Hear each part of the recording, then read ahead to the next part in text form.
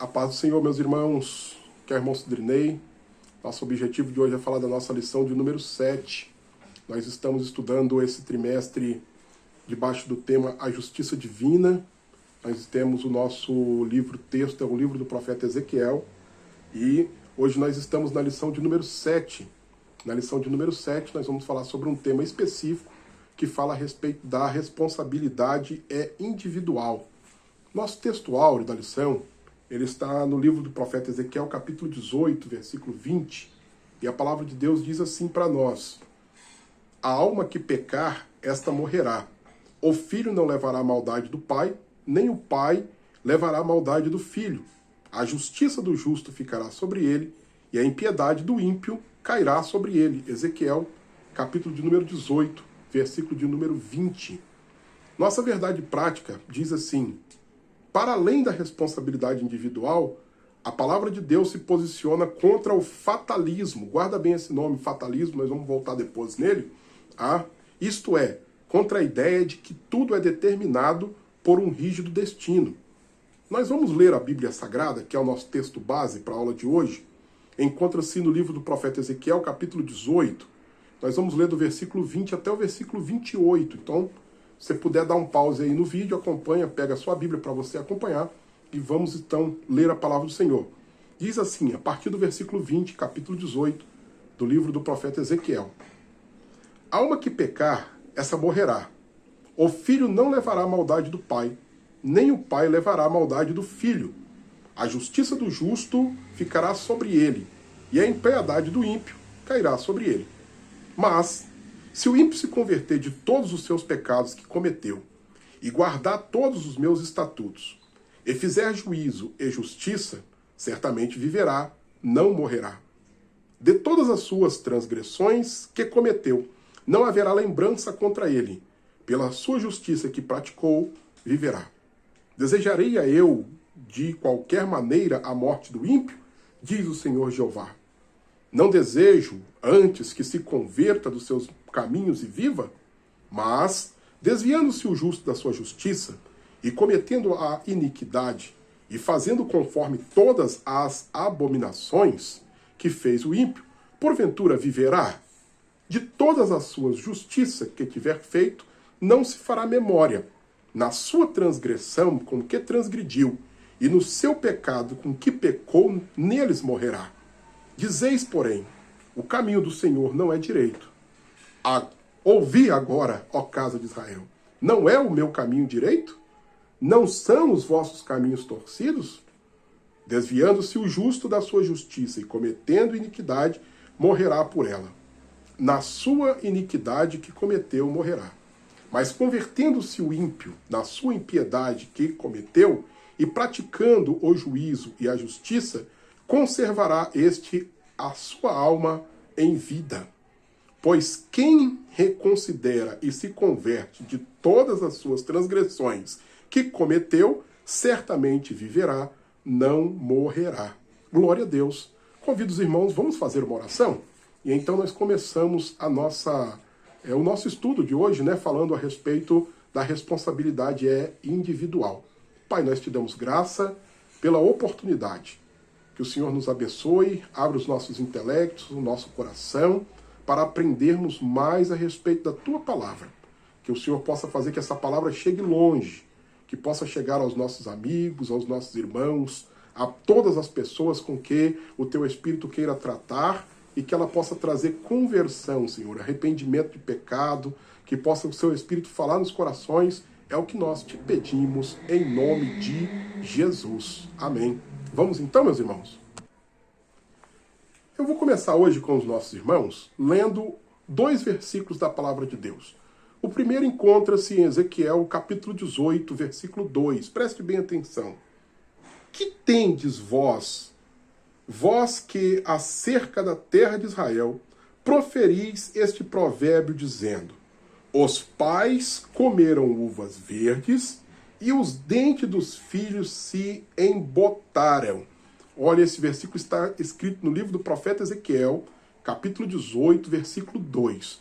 Agora eu vou ler com os irmãos Jeremias, capítulo 31, versículo de número 29. A palavra de Deus está escrita assim: naqueles dias já não dirão, os pais comeram uvas verdes e os dentes dos filhos é que se embotaram.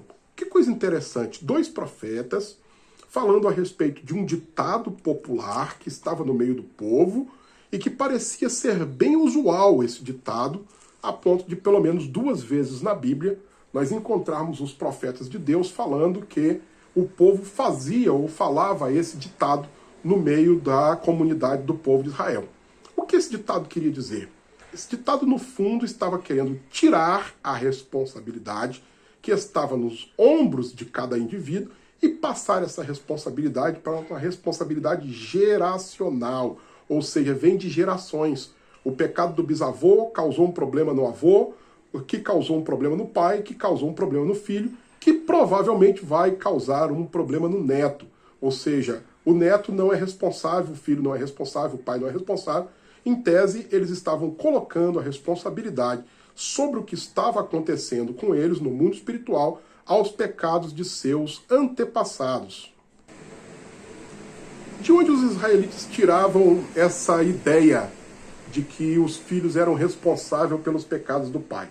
Na verdade, eles tiravam essa ideia de uma interpretação equivocada de outro texto bíblico, dos 10 mandamentos. Eu vou ler com os irmãos.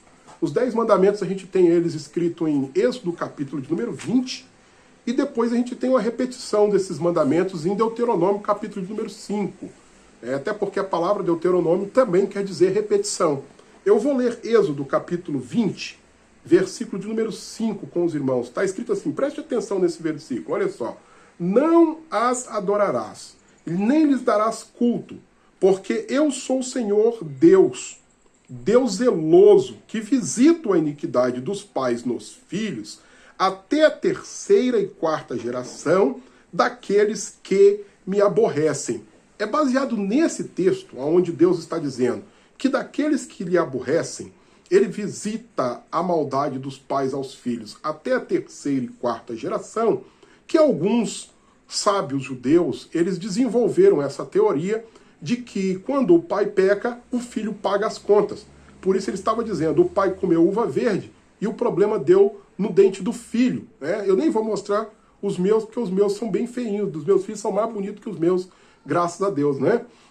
Mas a verdade é que essa tentativa de colocar a culpa em outra pessoa, ela se dá baseada em uma interpretação equivocada desse texto bíblico. Agora é importante a gente notar que a própria Bíblia, ela explica a si mesmo. Então, quando Moisés está refazendo a leitura da lei para o povo, em Deuteronômio, no capítulo 24, ele vai dar para nós uma explicação legal a respeito desse texto bíblico, para que a gente possa entender por que nós estamos falando esse texto bíblico. E nós vamos ver que, de fato, Deus não coloca a responsabilidade de uma pessoa na outra. Veja só, Deuteronômio capítulo 24, versículo 16, diz assim, olha, os pais não serão mortos em lugar dos filhos, nem os filhos em lugar dos pais. Cada qual será morto pelo seu próprio pecado. Ou seja, cada um vai prestar conta de si mesmo. Essa ideia de que é pecado do pai e o pecado da mãe, ele influenciava na vida do filho, do neto, do bisneto, era uma ideia que, inclusive, os discípulos de Jesus levavam com eles. Os irmãos lembram que um dia Jesus estava curando um cego, ou ia curar um cego, e os discípulos lhe perguntaram assim, quem foi que pecou? Foi ele ou foram os pais dele para que ele nascesse desse jeito? A resposta de Jesus era, nem ele pecou, nem os pais dele pecaram. Isso aconteceu para que o nome do Senhor pudesse ser glorificado. Então, através dessa interpretação errada, ela nasce no meio do povo de Israel uma doutrina que começa a se espalhar.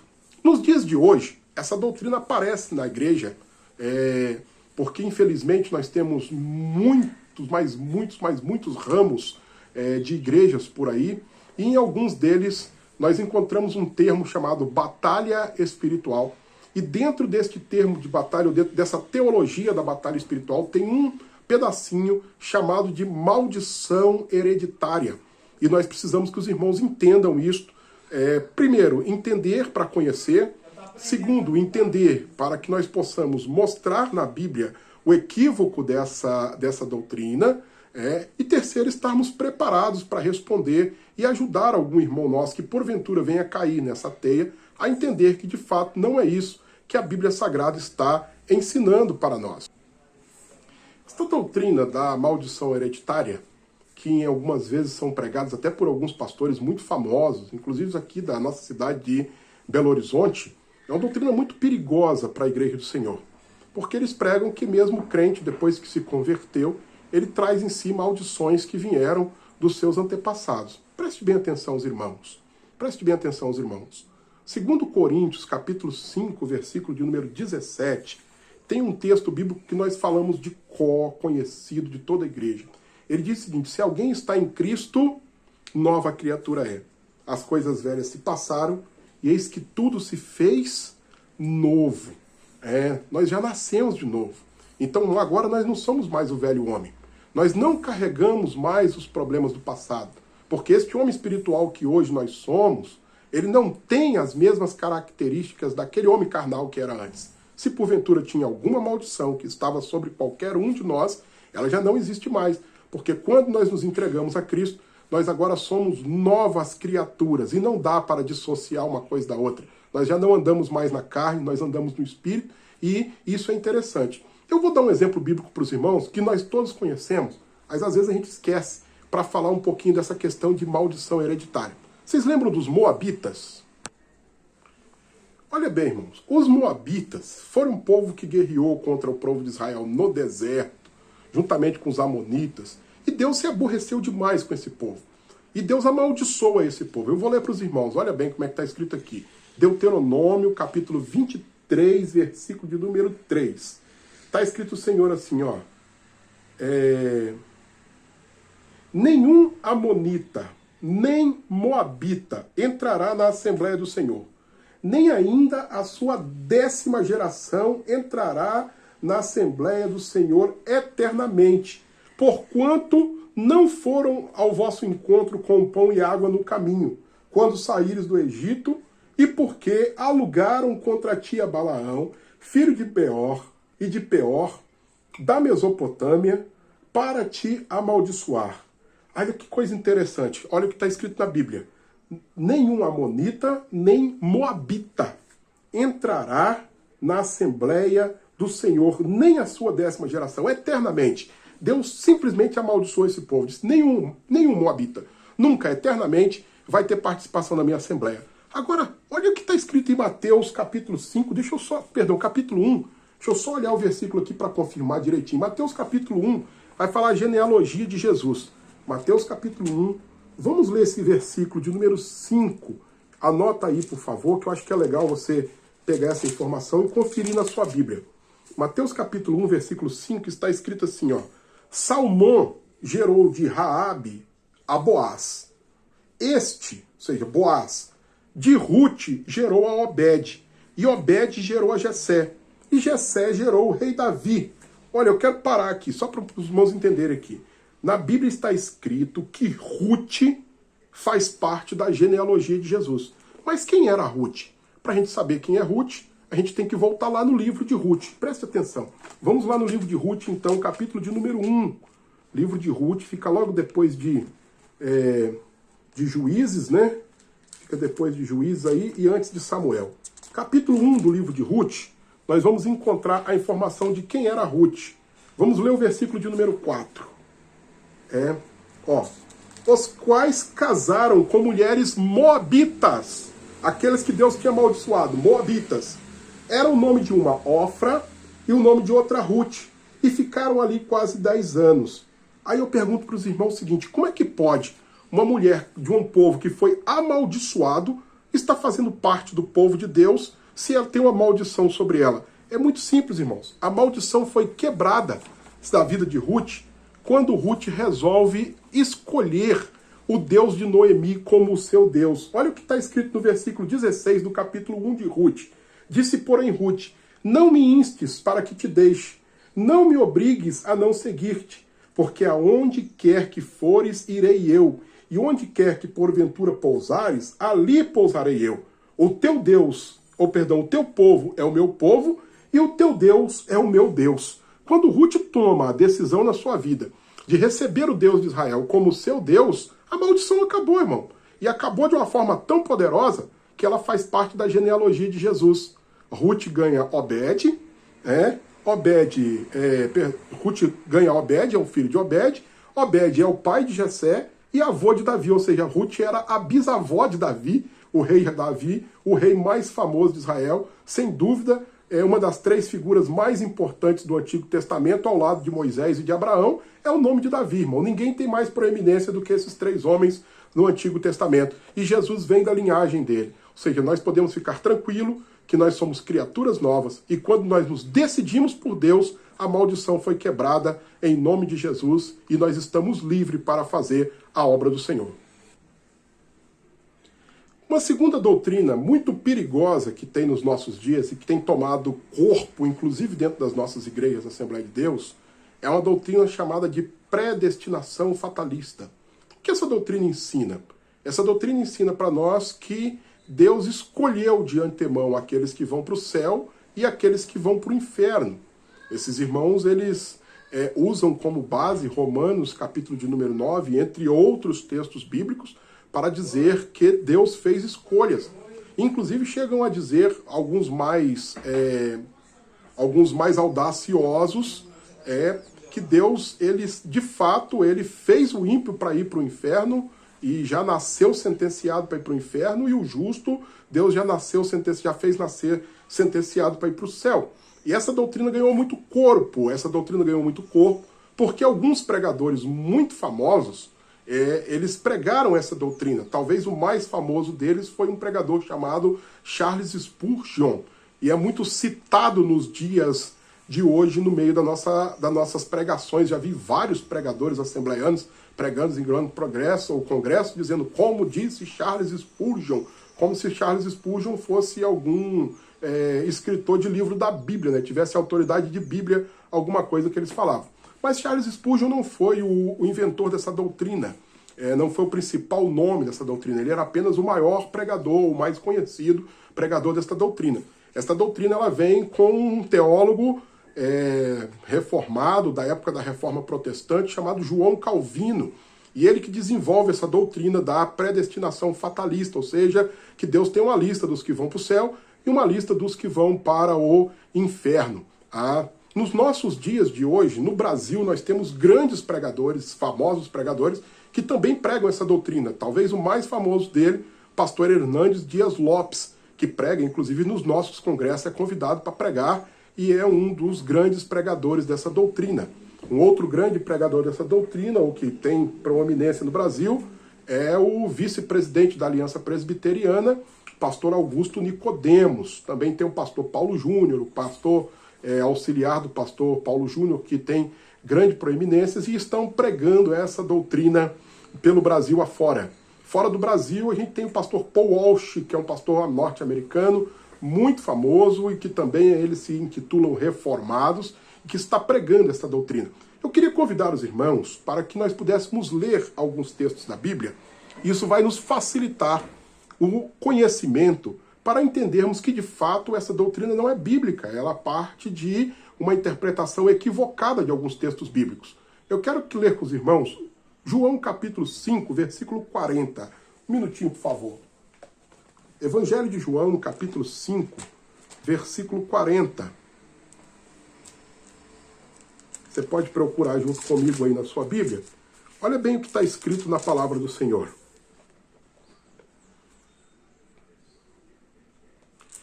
Jesus diz assim, olha, eu vou começar a ler do versículo 39 em diante. Ele diz assim, vocês examinam as Escrituras porque julgam ter nelas a vida eterna.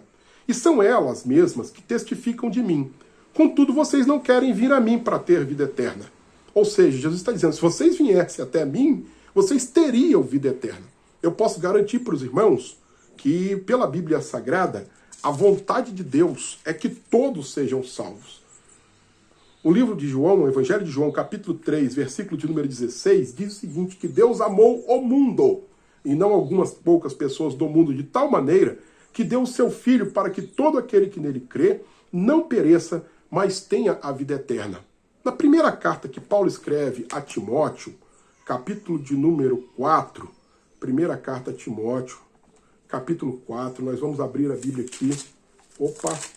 Vamos ler com os irmãos. Primeira carta de Paulo a Timóteo, capítulo 4. Nós vamos ler...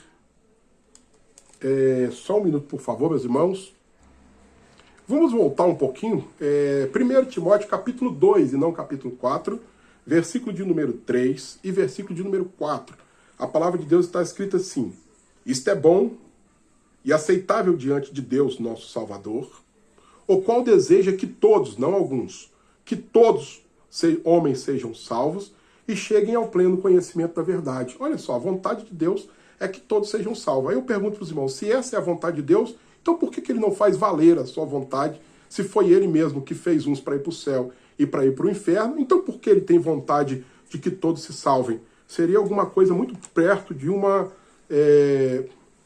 loucura, né? Não tem uma explicação dentro da razoabilidade. Você querer que todo mundo se salva, mas fazer alguns para ir para o inferno. Veja que escreveu o apóstolo Pedro na segunda epístola, capítulo 3, versículo de número 9. Está escrito assim, olha: Deus não retarda a sua promessa, como alguns a julgam demorada ou tardia. Pelo contrário, ele é longânimo para convosco, não querendo que nenhum se perca, senão que todos cheguem ao conhecimento ou ao arrependimento.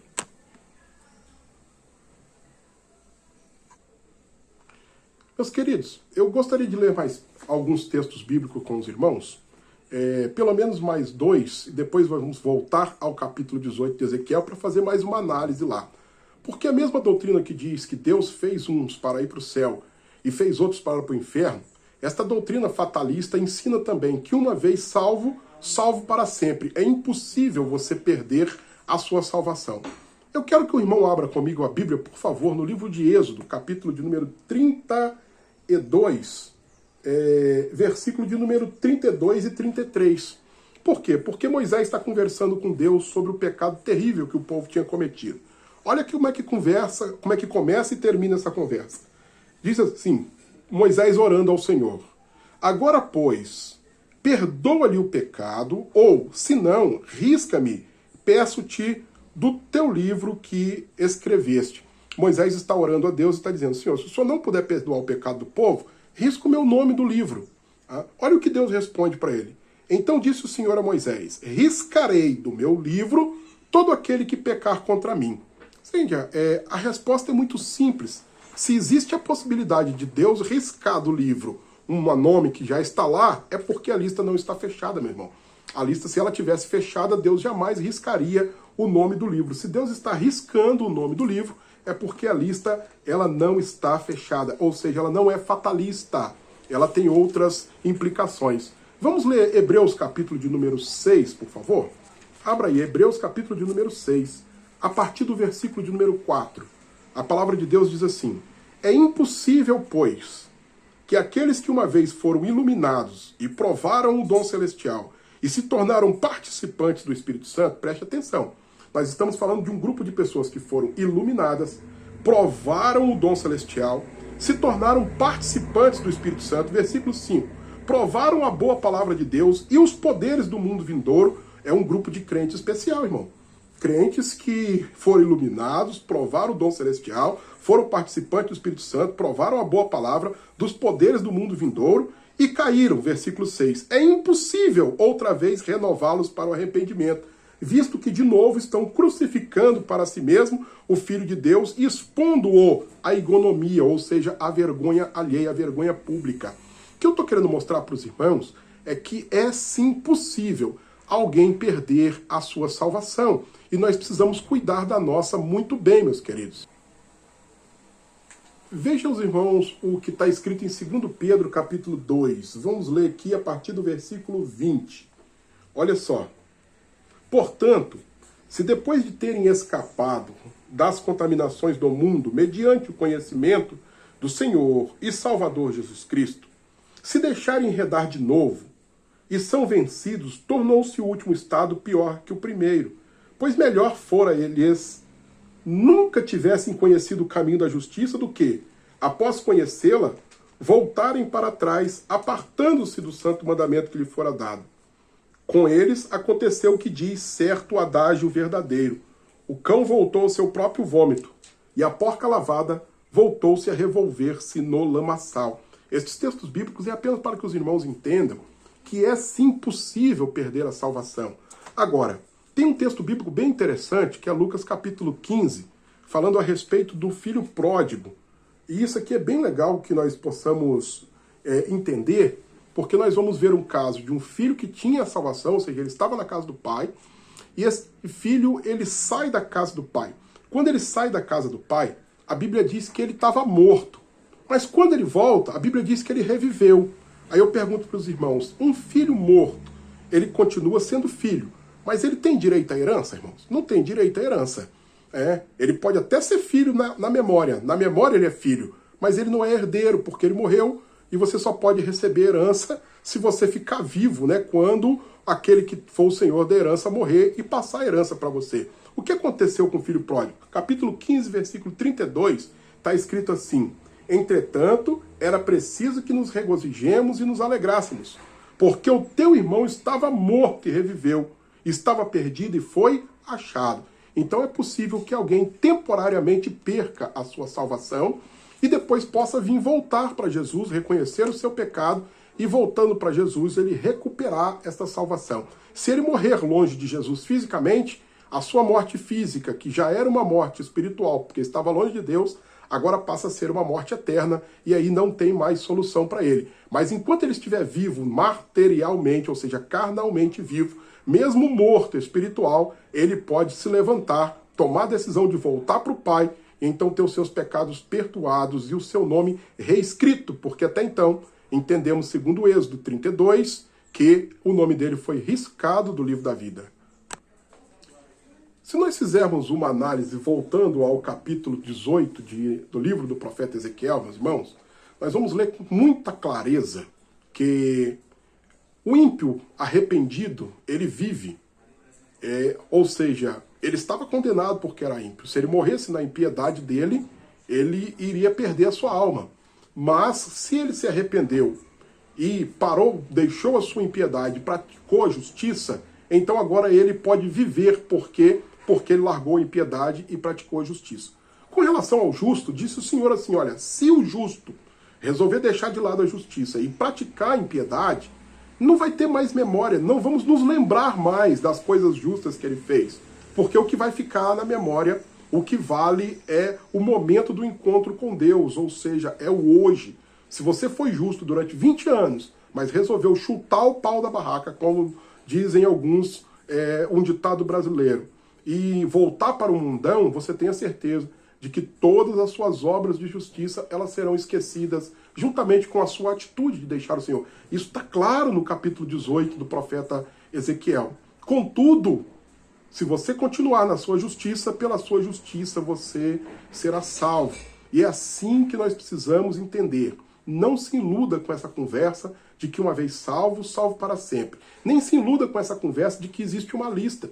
Essa conversa da lista às vezes nos faz até relaxar um pouco. Se a lista já está pronta, Deus vai salvar mesmo, eu não preciso nem pregar. Pelo contrário, a Bíblia diz que nós temos a obrigação de advertir o ímpio do seu mau caminho. E se Deus nos mandou advertir o ímpio e nós não fizermos, e este ímpio morrer no seu mau caminho, nós seremos culpados do sangue deste ímpio. Para encerrar, a Bíblia Sagrada nos chama a atenção ao arrependimento. É isso que Ezequiel ensina e é isso que Jesus mandou a igreja pregar. Ele estava nos últimos dias dando instrução aos seus discípulos e disse assim, olha, que em seu nome se pregasse o arrependimento a todas as nações. E o apóstolo Pedro foi fiel a essa palavra. Quando ele estava pregando para todos aqueles homens que todos venham a arrepender-se e a chegar ao pleno conhecimento da verdade. Então o arrependimento é a chave para se mudar a história de um ímpio, para se tornar um homem justo. Sem arrependimento é impossível. E o único capaz de justificar alguém é Jesus. O que o arrependimento faz? Convencido pelo Espírito Santo do pecado, da justiça e do juízo, o homem se arrepende da sua vida ímpia. E então ele é apresentado a Cristo. E Cristo vem e lava aquele homem com o seu sangue, purifica-o, e ele se torna uma nova criatura, porque ele nasce de novo. E aí toda aquela vida velha, ela é lançada fora e ele passa a viver de novo, não mais o ímpio, mas agora um homem justo, lavado e remido no sangue de Jesus Cristo. Meus queridos, que Deus nos abençoe, que nós venhamos não só a nos preparar, mas também possamos pregar esta palavra, como disse o apóstolo Judas na sua epístola, no versículo de número 3, versículo de número 4, que nós temos que ensinar a igreja do Senhor, contar às pessoas, porque está aparecendo muita gente falando bobagem. Isso é o que Judas escreveu. E nós precisamos refutar essas bobagens com a Bíblia Sagrada aberta. Não adianta discursar. Por isso nós lemos vários versículos bíblicos hoje, que é para que você possa mostrar na Bíblia para as pessoas que tenham dúvida a razão daquilo que nós estamos pregando. E Deus vai nos abençoar e nos dar graça. Eu convido você a orar comigo e agradecer ao Senhor. Pai, que esta palavra possa chegar ao coração de muitas pessoas. Obrigado por esses momentos. Nós te louvamos por tudo, em nome de Jesus, o teu Filho. Amém.